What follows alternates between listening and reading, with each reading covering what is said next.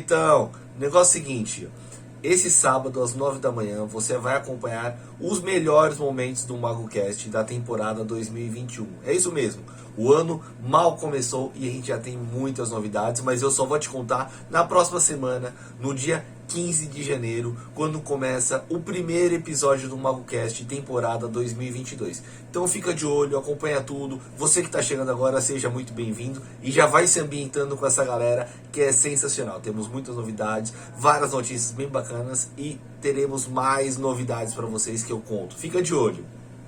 É puxar um pro outro, mas é Alberto. Alberto Costa da X-Cabos, Ah, o Costa? que é o nosso mais novo patrocinador. Quando vem aqui pra nós trocar ideia? Não sei, mas está convidado. Como diz o Danilo Gentili, queremos você aqui. Albertinho, queremos você aqui sentado na bancada Mas não conosco. Albertinho, tá? Próxima matéria, Você falou Albertinho. Albertinho. Se cortar isso aí, ó, eu tô sabendo, hein? Pronto, lá veio. Ó, gente, não dá. Magu, como é que pronuncia isso? Alguém. Tá aqui lá a vida. Alguém. Disponibiliza programa de... Quem é o dono da Ogen? O alguém.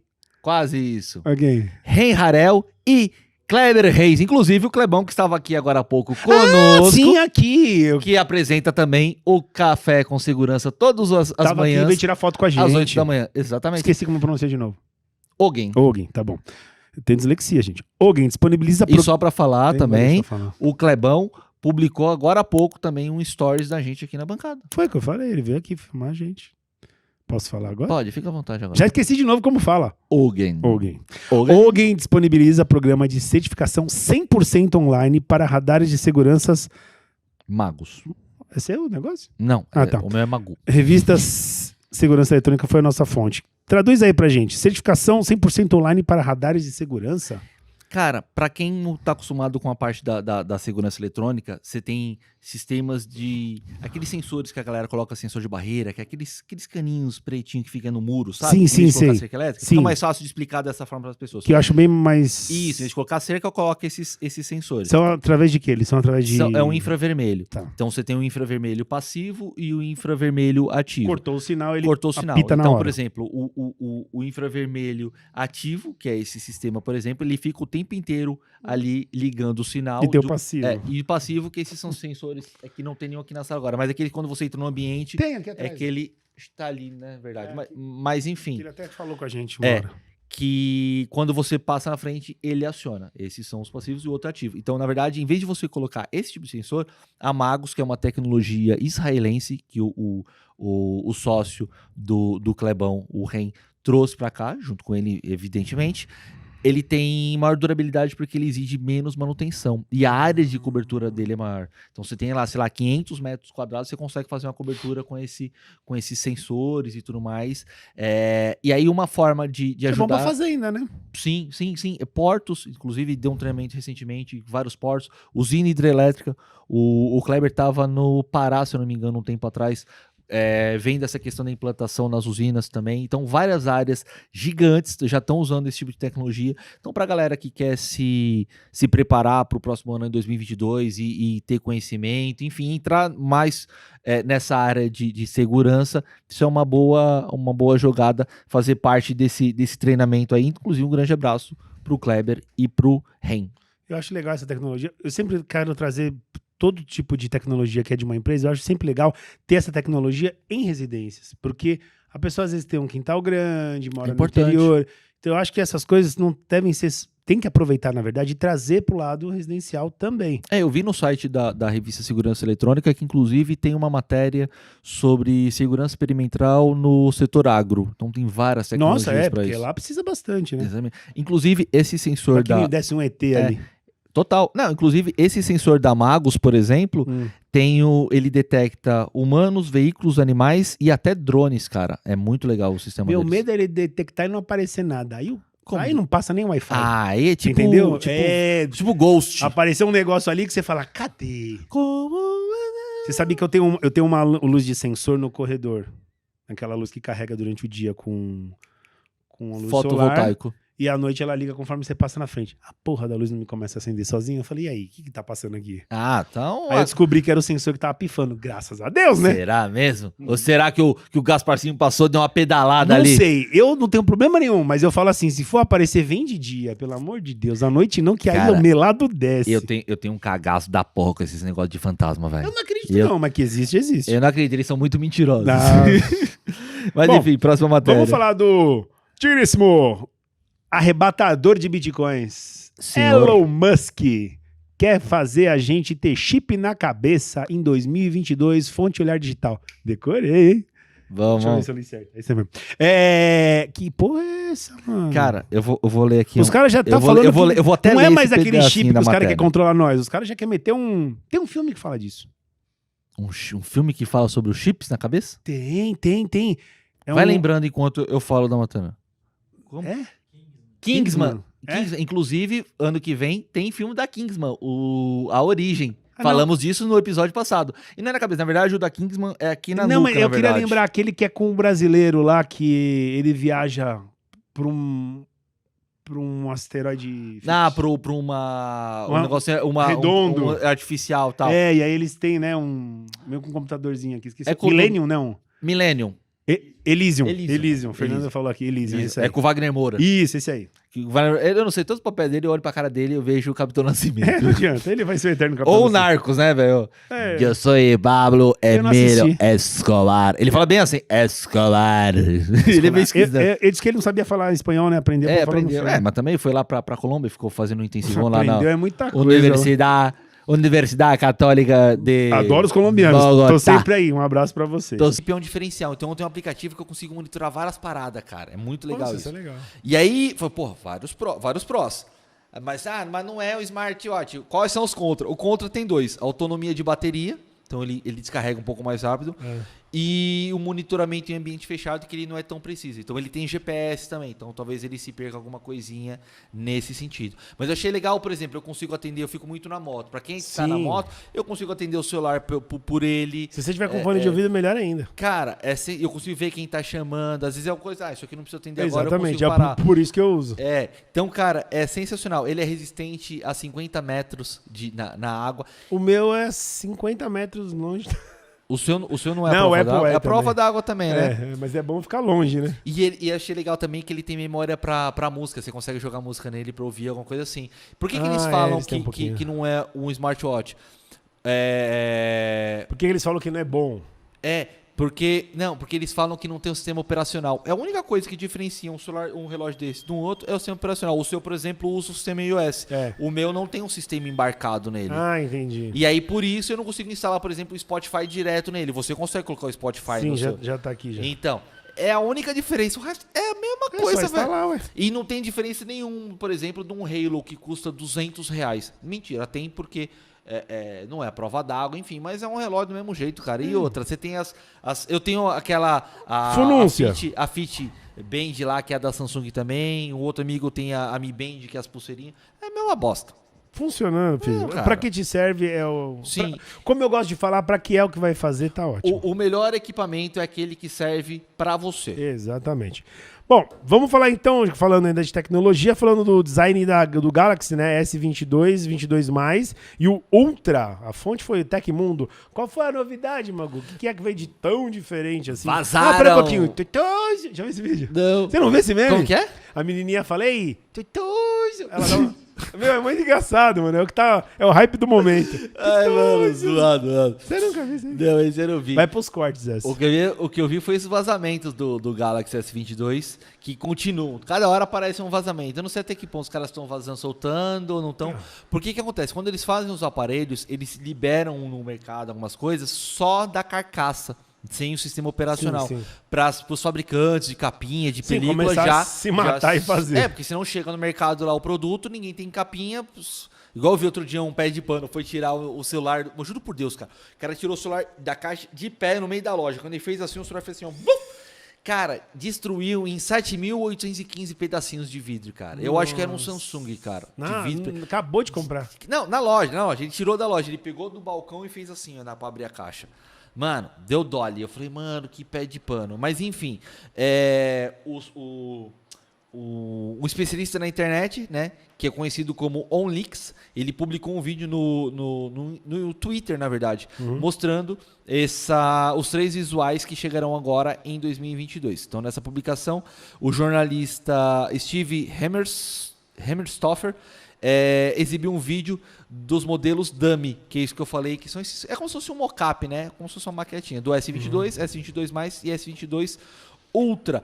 Eu achei bem legal, ele é bonitinho. Eu não uso mais a Samsung, é uma marca que eu parei de usar já há algum tempo, mas eu tive vários Samsungs, tá, galera? O meu cunhado é fanático pela Samsung. Então a galera tinha muito disso, né? Sim. Era Apple ou Samsung. É. Eu, como sou mais pobrinho do que você, eu sempre usei Samsung. Não é questão de ser pobre, é questão de você ter carnê nas Casas Bahia. Ele fica puto toda vez que eu falo que ele é rico. O cara tem uma Porsche parada na garagem. Mas o que adianta? Deu problema na partida, agora tem que esperar. Deu problema no pneu da roda. Porque é híbrida. Nossa, é fogo esses carros, meu Deus do céu. Bota a energia solar. É híbrida, entrou água, não funciona. E eles colocaram também que é o compartimento aqui, o S-Pen para edição de ponta de linha. Enfim, são algumas imagens, então procura lá no Twitter, vazamento S22 Samsung. Falando de Samsung, vamos para a Sony, falando sobre o PS. Ou podíamos falar também sobre o Homem-Aranha, mas eu não assisti ainda, então não vou dar spoiler. Porque se eu tivesse assistido, eu falaria. Por que Sony e Homem-Aranha? O que tem a ver Sony e Homem-Aranha? Eles são da... Na verdade, a Sony comprou os direitos do Homem-Aranha. Ah, bonitão! E não vende pra Marvel nem a pau. É. Mas a Sony anuncia novas... Mas ela empresta.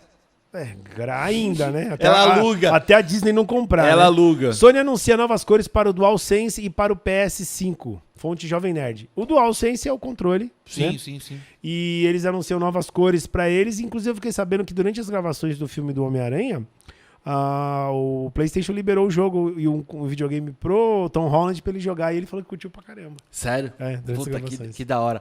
Antes da gente falar da matéria, que a fonte é o Jovem Nerd, um grande abraço pro Jovem Nerd, a galera lá que faz um trabalho excepcional. Então você, bonitão, que acompanha aqui o MagoCast, vai lá dar uma moral também pra galera do Jovem Nerd. Um grande abraço pra vocês. É sempre legal valorizar essa galera aí que tá... E o povo, gente boa pra cacete, E né? que nos inspira também, porque o MagoCast novo e o Jovem Nerd já tá uma caralhada de tempo aí no mercado. Então, a Sony revelou as 3 cores dos controlinhos, que é o Galactic Purple.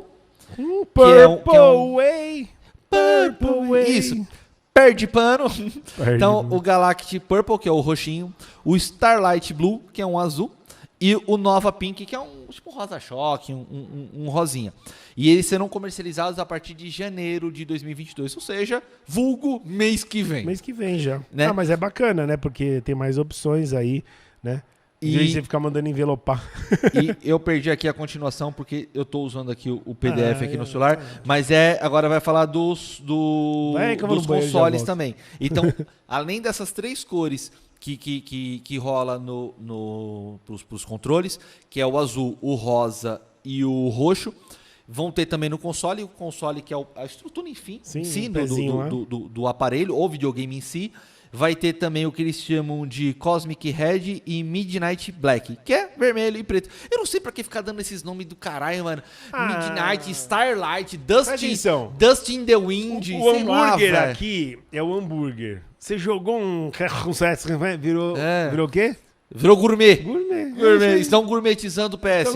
Então é o seguinte, pé de pano, vou dar a letra pra você aqui do jeito pé de panístico que a gente sabe fazer no MagoCast. Os consoles, o aparelho do PS5, em vez de ter o branco, só o branco, vai ter preto, vermelho, roxo, azul e rosa. E os controles, roxo, iPhone, né? Rosa e azul. Simples assim. Vamos botar mais cores no mundo. Ah, e detalhe, para poder piorar ainda mais, os pés de pano é vendido separadamente. É lógico, você acha? Né? E no Brasil ainda não tem previsão. Você compra... Teve um dia que eu tava aqui arrumando o expositor e chegou um pessoal e eu tava suando as bicas. Tava assim, colete, com uma camiseta do CT mesmo, que era uma sexta-feira, suando as bicas. Aí o cara parou, olhou assim e falei, cara, você sabe fazer isso? Eu achei que você, tipo, ficava o dia inteiro no ar-condicionado, brilhando com o teu coletinho de ouro, né? Eu fiz essa piada com você um dia que a gente tava gravando aqui. Eu falei assim, mano, não acredito que você tá montando. Aí você falou assim, todos os painéis do CT fui eu que montei. Cara, a grande maioria foi eu que montei de ponta a ponta mesmo. Na verdade, a obra do CT tem... Eu posso falar que tem suor e sangue meu para tudo quanto é lado, porque eu participei efetivamente. Na colocação desses painéis, a montagem da parte de paisagismo, foi tudo eu que montei, né? Eu pude realmente participar efetivamente disso e foi uma alegria gigantesca, cara.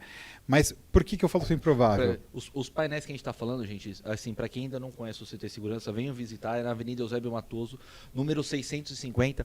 Tem um showroom permanente aqui, são mais de 40 expositores. Hoje são mais de 40 marcas. Marcas, e tem os painéis dessas marcas, os expositores. Então, enfim, a gente não vai falar para não ressaltar uma em detrimento da outra, mas assim, é sensacional, vale muito a pena conhecer. É um ecossistema muito legal para você entender o mercado e se inserir no mercado.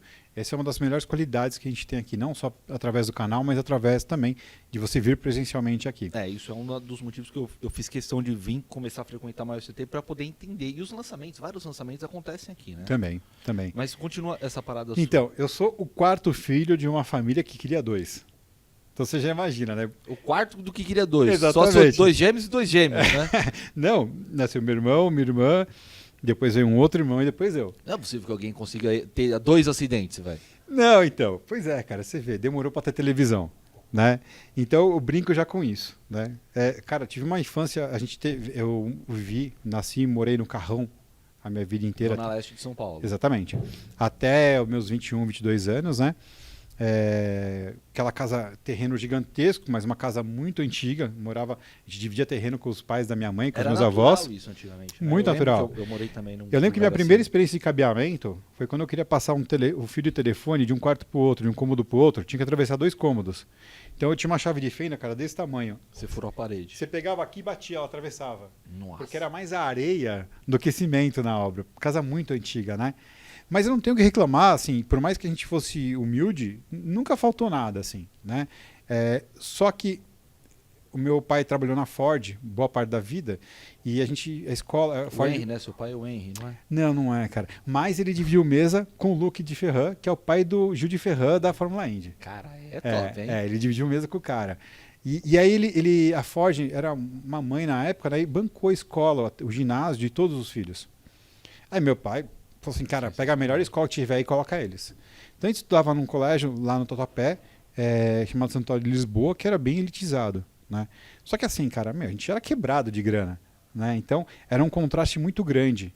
Claro que rapidamente a gente fez a nossa turminha dos quebrados, né?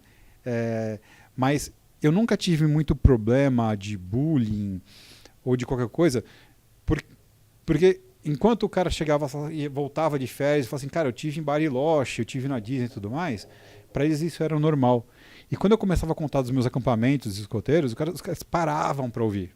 Porque fugiu totalmente da realidade, né? Exatamente. Todo mundo ia para Bariloche, agora acampamento. Exatamente. E eu comecei a acampar o escoteiro começa com 7, eu comecei com 5, porque a família ia. Até uma senhora que trabalhava em casa... Você diz a família que seu pai, sua mãe? Meu pai, minha mãe, todos os irmãos. E eu tinha uma moça que trabalhava em casa, que é minha segunda mãe, Edith, né? Que ela ia também. Teve alguns que ela também ia, cara. Ia todo mundo. Então, mesmo eu não tendo idade, eu já estava indo. Eu estava indo acampar. E é uma vida completamente diferente, né? Porque alguns acampamentos são em lugares mais organizados. Outro é aquele papo assim, cara, tá aqui, ó. Aqui tem uma lona, tua mochila tá aí, se vira, meu amigo. Né? E você tem que passar 2, 3 noites. E fica aí. Você passa 2, 3 noites, chuva torrencial e você tem que se virar. Caminhada de dia inteiro com mochila pesada, aquela que você tipo calcula o horário, distância de volta, você faz uma vala no chão, faz um braseiro, joga comida no papel alumínio ali dentro, tampa, vai e reza para na volta ninguém ter comido. Né? Nenhum bicho ter sentido o cheiro, porque a brasa afasta, né? Uhum. Mas fica aquele cheiro gostoso. Então era banana, cenoura, frango. Né? Eu tive um problema, problema entre aspas, né? Na Patagônia, no lado da Argentina, a gente subiu pro Monte Fitzroy. Quando voltou, o que a gente faz? Você tá acostumado com lixo, a gente pega e coloca pedra em cima para não voar. Enfim, tudo que a gente leva pro acampamento a gente traz, não fica nada. É no trace, né? Que a gente fala, né? Sem deixar os rastros. Uma águia, cara, rasgou o saco de lixo nosso, que tinha um resto bem pouquinho de comida, coisa assim. É muito louco, né? É muito louco. E aí volta, come. Então você passa o dia andando com mochila nas costas, né? Então, eu desde cedo eu tive acesso a essa vida, né? Mais silvestre e tudo mais. Então, assim, puta, tem medo de cobra? Não tenho, já comi cobra, entendeu? Já pegamos no acampamento, fizemos comesmo.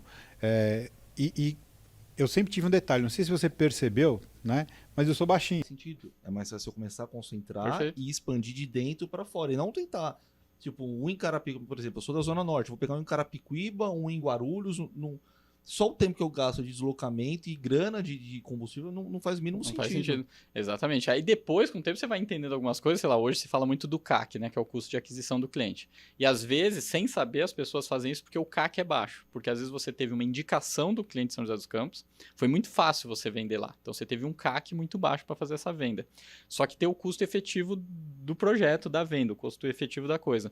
Esse custo é muito mais alto. Porque é deslocamento, é manutenção, é suporte, de você atender o cara. Se der uma merda, lá, você vai ter que ficar voltando. Exatamente. Então, assim, é por isso que o empreendedor, o gestor, ele precisa conhecer métricas, conhecer indicadores para saber analisar eles.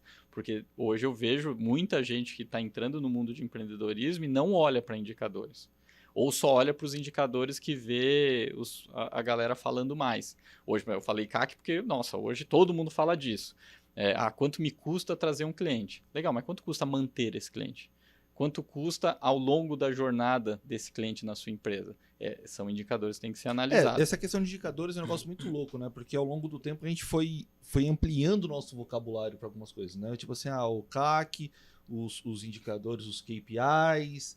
e o LTV, o Long Time Value, tipo assim, qual que é quais são os indicadores que balizam o seu negócio para assim, esse negócio dá certo porque seguiu esses indicadores. O que você acha, na sua opinião? Legal, bacana. Eu só acho que assim, esses indicadores sempre existiram. A questão é que o que vem acontecendo é que a gente tinha muito a figura do empresário, do comerciante. A gente tem cada vez mais uma migração para o empreendedor, que são coisas diferentes. O empresário é aquele cara que tem empresa. O empreendedor não necessariamente ele tem empresa. Né? Aí você tem até o intraempreendedor, que é o empreendedor, só muda porque ele está num CNPJ de outra pessoa.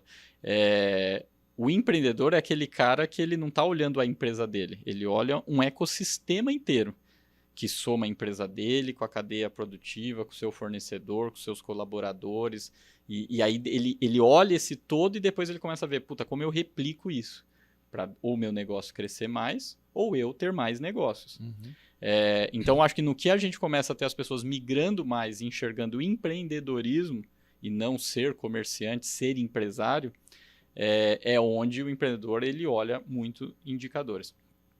Olhando o meu negócio hoje, a BHC, os indicadores que são mais importantes. Primeiro, o LTV, para o meu negócio. Por quê? Porque a gente é muito focado em receita recorrente.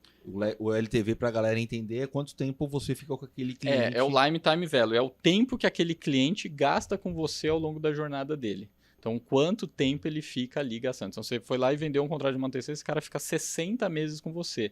É o quanto dentro desses 60 meses ele ficou contigo, o tempo, e o quanto ele gastou de grana com você nesse tempo. Que ele complementa com o churn, que é quando o cara... Qual é a quantidade de vezes que o cara também cancela um contrato. Aí o churn é o segundo mais importante, que é o quanto você está perdendo, a taxa de desistência. É o quanto você está perdendo desse cara de receita recorrente. Então, eu tenho uma carteira de 500 clientes, quantos eu perdi?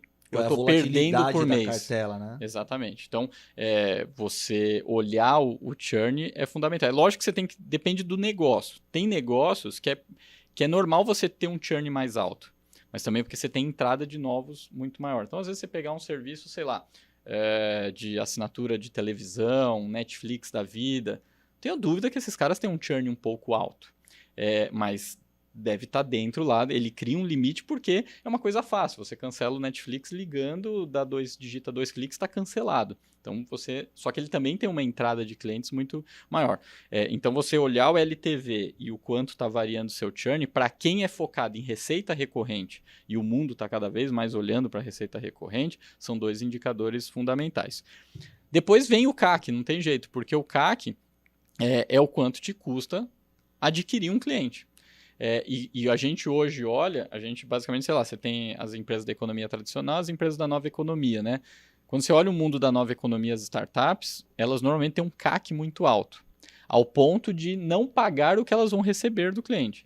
Eu gasto mais para ter o cliente do que o cliente me paga. Mas isso é uma visão de longo prazo também. Só que é uma visão de longo prazo, exatamente. Por quê? Porque o que eu quero é crescer. Eu não estou olhando ter lucro.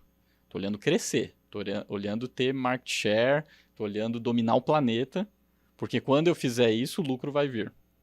Ou eu vou ter um valor intangível que supera o prejuízo financeiro que eu estou tendo. Que na hora de fazer uma partilha da empresa. Uma partilha, uma venda da empresa e tudo IPO, mais, porque tudo isso. o valor da empresa, o valuation, o que ela entrega para a sociedade é maior do que se ela está dando lucro ou prejuízo. Eu queria, você falou agora essa questão da startups, e a gente vai chegar nesse assunto, eu queria focar um pouco mais nessa questão pessoal sua, Legal. porque a galera também já está acostumada a te ver no Integrando, no Café, essa questão de empresas, né? E quem não assistiu, tem um episódio, acho que é o episódio 15, se não me engano, do MagoCast, onde você fala muito sobre essa questão do empreendedorismo e tudo mais. Inclusive, é um dos programas mais assistidos que, Pô, a gente tem Da hora. no MagoCast. E na época a gente não tinha nem YouTube, não tinha nada, era só o É Spotify, só o áudio, legal. só o áudio. E isso é muito Animal. legal, porque mostra o quanto as pessoas estão interessadas em negócios, em crescer. Só que, no meu ponto de vista, para você crescer, você tem que entender de pessoas. Sim. Então, eu queria entender um pouco mais de você, dessa sua trajetória. Você foi lá trabalhando nessa empresa, foi lá, começou a empreender, e aí você teve o seu primeiro negócio. Você se emancipou, né? Exatamente. Então, Foi um passo, tipo, o passo do gigante, como diria o Kleber, né? Cara, foi um passo muito importante. Não vou te falar que foi o passo mais, ou os mais importantes, porque tiveram outros e normalmente os passos mais importantes vieram logo depois de grandes tombos. Mas quando eu começo o meu primeiro negócio, ele foi zero arquitetado, zero projetado. Aconteceu a vida. Vou fazer. Conciliou com a minha vontade de transformar coisas. Então, eu trabalhava nessa empresa de automação comercial e a empresa, pequenininha, super mal gerida, e aí começa a não pagar salário e quando tem pouco dinheiro ele vai escolher quem para pagar, para não pagar. O moleque de 16 anos que, não, esse daí se eu não pagar no dia tudo bem, né? Ele mora com os pais, sei lá, se pensava isso. Então fiquei meses sem receber nessa empresa. Até pedir pra... não, nem pedir pra sair. A gente fez um acordo de eu ser um técnico autônomo deles. Tipo assim, cara, me paga por atendimento, não sei o que tem, porque salário você não tá conseguindo pagar. E aí foi onde me abriu a mente de ser um técnico autônomo. Aí comecei a arrumar computadores de tio, prima e tal, e aí vi que dá mais calote ainda, mas tudo bem. E aí, até nisso, aí eu cheguei numa empresa que tinha 10, 15 computadores, e aí ela fechou um contrato, né, com uma telefônica, onde ela recebeu um determinado departamento da telefônica, onde ela precisaria receber 700 funcionários da telefônica em um mês. E aí foi onde surgiu a chance de eu atender esses caras.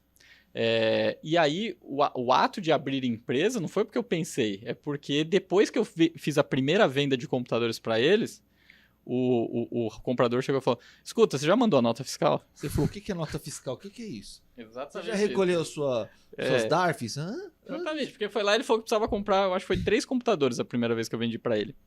Aí eu falei, quanto você paga? Sei lá, R$1.500 cada um. Falei, beleza, faço 1.400 vezes 3, vendi. Depois que vendi, eu falei, agora preciso comprar. Aí beleza, saí ligando os fornecedores, HD comprei na Santa Efigênia, placa-mãe comprei em outro fornecedor. Saía recolhendo tudo. Saí recolhendo tudo e entreguei pra eles. Eu lembro que eu acho que ganhei uns R$50 nessa venda. Tipo, nada. Tipo, eu pedia pro meu irmão me levar pra entregar os computadores no cliente. E aí, quando eu entreguei, o cara perguntou da nota fiscal, entendeu?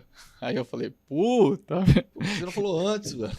Não era só computador que você queria, agora você quer comprar nota também, pô. Não, porque eu não sabia, desconhecimento total. E aí, só fazer um parênteses que eu tinha te falado, aí que eu falo, por isso que hoje, de alguns anos pra cá, eu dou tanto valor pra parada de mentoria. Isso eu não tive.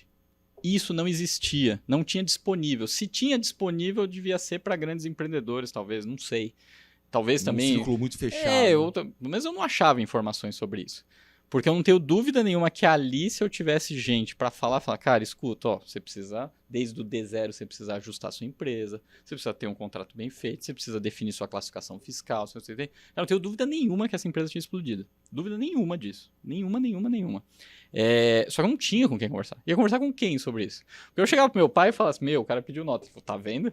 Eu falei que esse negócio era difícil. Porra, em vez de... Aí, Porra, eu falei que não ia para dar... com isso aí, vai trabalhar. Exatamente. Não, várias vezes eu escutei isso. Várias vezes eu escutei. E não no sentido pejorativo, tá? Quando eu Pela falo isso... preocupação. Total. Eu entendo 100%. Eu acho que Você não tá ganhando nada com isso daí. eu, no lugar dele, faria o mesmo. Mas assim, ele falava, mas isso é importante deixar registrado. Mas meu pai era um puta apoiador. Porque, por exemplo, eu ia lá comprar o computador. Aí o cara falava, aí como vai pagar? Eu não tinha dinheiro. E da empresa ela ia pagar, eu nem negociava isso quando você vai me pagar. Fechou? Então, O negócio era vender.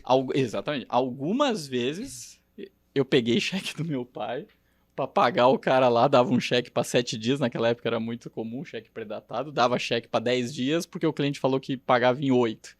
E aí era aquela correria de cair o dinheiro na minha conta, transferir pra conta do meu pai. A minha zonas aí. sogra, ela tem comércio também, ela tem um pet shop, né? E até hoje tem cliente que paga com cheque. E é muito louco esse processo. Porque o cara vai lá, faz a compra, sei lá, de quantos sacos de ração. O cara dá um cheque lá para 30 dias.